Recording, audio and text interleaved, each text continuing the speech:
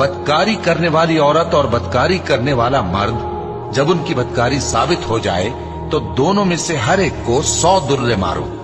اور اگر تم اللہ اور روز آخر پر ایمان رکھتے ہو تو اللہ کے قانون کو نافذ کرنے میں تمہیں ان پر ہرگز ترس نہ آئے، اور چاہیے کہ ان کی سزا کے وقت مسلمانوں کی ایک جماعت بھی موجود ہو۔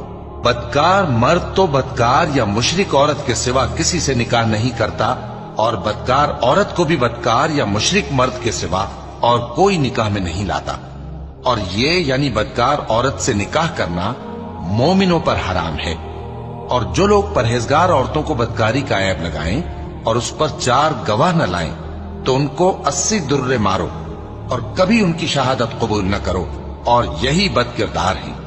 ہاں، جو اس کے بعد توبہ کر لیں اور اپنی حالت سنوار لیں تو اللہ بھی بخشنے والا ہے، مہربان ہے۔ اور جو لوگ اپنی بیویوں پر بدکاری کی